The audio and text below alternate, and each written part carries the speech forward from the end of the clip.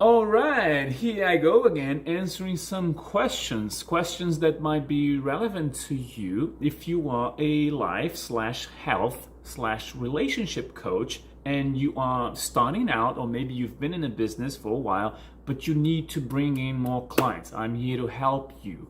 Find your ideal client, connect with them, and then convert them into paying clients. That's what I do. And I've been getting a lot of questions lately. I've been answering them in some videos. And in today's video, I'll do that again. I'm going to answer some new questions that I've been getting on social sales calls. Sometimes I get to talk with people all the time. Sometimes on sales calls, sometimes during my mastermind calls, or even in my Facebook groups. I get questions all the time. So I've got a bunch of them here, and I'm going to answer some new ones today. The first question here is a nice one, interesting. Someone asked, Jack, what is the difference between live video and recorded videos? Which is the best? So the short answer to this question would be, they're asking which one I should do. What's the best option for me? And the short answer to this question would be, do what's most uncomfortable right now. Because I can't say that one replaces the other. It's not like live video is better than recorded or recorded would be better than live. They both different ways to connect with your audience. You got to do live and you got to do recorded because they have different purposes. I'm going to get into that in a minute. But I would recommend you to go with the most uncomfortable right now because that's the area you need improvement, since we have to do both. If you don't feel comfortable going live, and it's a common thing, it's okay. We don't want to go live because we are afraid of the exposure. We don't want to be criticized. We are afraid that we might freeze, and we won't be able to say anything. What if people see me frozen there and I have to give up and turn off the camera, and this is gonna be a disaster, so I don't go live. And then you do recorded videos, and you're good at that now because you've been doing recorded videos. You gotta go back to doing the live ones. Get used to being vulnerable. Be there the way you are. Show some vulnerability. Make mistakes. Get your audience to see you making mistakes. Correct them live, streaming. Tell them how you fixed it, how you felt, and that's how you're going to relate to your audience, because you're actually encouraging them to do the same, to be vulnerable, to make mistakes, to see where they are improving, and then go to the next level. So my long answer then is, do the lives to connect with your audience when you want to show that vulnerability, when you want to connect with them on the spot, answer some questions, make mistakes, be yourself, sit back, relax, and just go live. That's the way you connect. That's how you connect with your audience when you go live. And the recorded videos is a different way to connect with them. Sometimes you just need to record a bunch of videos to drop them in a course, like maybe an online course, or maybe you need to explain the subject that you teach. And sometimes it's easier to record the videos because you have to organize your activities during the day. You can't go live all the time. You don't have to go live all the time. And that's when recorded videos would come in handy. So I'm not saying that one is better than the other. You should be good at doing both. And actually yesterday I was talking with someone on a call and we were discussing this subject. And this person said that they cannot record video. It's been a challenge, and she has to do that because she's launching a new program. She has to record videos all the time, and she's facing a big challenge, she shared with me. Because she lacks the energy, the adrenaline of going live. And that's the thing. It's because we share the same feeling. I mentioned that I too feel awkward. Or I used to feel awkward and uncomfortable when I'm recording videos. But I got used to it. Now, I've been training and repetition, doing a lot of recorded videos. I've done a lot of. The first time I recorded a video was back in 2015. I was about to launch an online course, but I was getting ready. I was training, and I was invited to do this online webinar. But it was online, but it wasn't live. So I had to record. I didn't have a proper camera at the time. I actually borrowed a camera, and I set up the tripod. I put the camera on, hit record, and I had to record a message, which it was like a short lecture, 20-minute long lecture. It took me like 3 days to record that 20-minute lecture, because I was so tired of making mistakes. I don't want to look like this. This is weird. I don't sound nice. And then I would try it again and repeat. I was very tired, and I even thought about giving up because maybe I'll do it some other time. It's not for me. And I caught myself thinking that. I was like, oh my God, this is horrible. This has been super, super challenging. So I must go on. I must press on and continue. That's what I did. So I finished the lecture in 3 days, 20-minute lecture. Now I record videos, 15-minute videos, 20-minute videos, in 20 minutes. I don't have to be recording all the time, and this is one take. I've been speaking for 7 minutes now, and it's just one take, and it's being recorded. If I make mistakes, just be it. That's who I am, and sometimes I don't sound too smart. Sometimes I lose the train of thought. That's the way it is. So I'm showing vulnerability here. Even when I'm recording. And that's a good thing, because then you teach your audience how to do that as well. So that's a long answer. Do lives if you feel uncomfortable. Do recorded videos like my friend just mentioned yesterday. Do recorded videos if that makes you feel uncomfortable. Leave the comfort zone and experiment doing something different. Don't replace live videos with recorded, and don't do the other way around. They both important. You got to be good at doing both. Go live all the time. If I were to guess, live videos are the most uncomfortable ones, and people tend to avoid that. Some people are going live all the time because they know the importance of it. You can see some people going live all the time. Sometimes it's not necessary. If it's just to teach something, you can post a video there. You don't have to go live. But the thing is, because of the way the platform works, people like to go live because your audience or their audience will get notified. You get a notification, so-and-so is live now. Go there, click here to watch them. And so you're going to get more people engaging with your presentation if you go live rather than just posting a recorded video. So if you're recording videos and you want more traction, you would rather go live and expose yourself and just be there, vulnerable. Right. Let's go to the next question. Should I offer an ebook, Jack? What's the best freebie? So this is an interesting question because some people might not be aware of the need of a freebie. Why is it for? Why do we need a freebie for? What's the purpose? What's a freebie? If you're offering a service to your audience, you want to give them something before you make the offer. That's it. That's the short answer to that question. You need to give them something so they can have a taste of your service, the transformation you provide, so they can get to know you a little bit. That's why we give out freebies. And the common one in the coaching industry or the transformational entrepreneurs, they give out ebooks because it's a way to tell them how you know about that subject, that topic you've always talking about.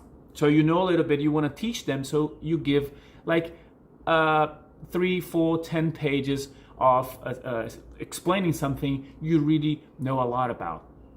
You the expert, you want to teach something, so you give them a guide, or maybe a checklist, or maybe a cheat sheet, something that would give them a micro win, a significant benefit in 5 to 10 minutes. So you give something, they read, you give something to your audience, they read it, and they benefit from it in 5 to 10 minutes. Maybe they learn something they can implement on that very day, or maybe that week during the following few days. That's a freebie. It doesn't have to be an ebook. It could also be a video, or it could be an audio. I have some coaches who teach meditation, and the freebie that they give away is a meditation audio clip. So their clients, their prospective clients, can listen to the meditation audio and then do the exercise. So they get to know how that person knows a lot about meditation, because they're teaching them, doing the exercise, and then you download a free meditation guide with some audio. So that's a good freebie. It's an option.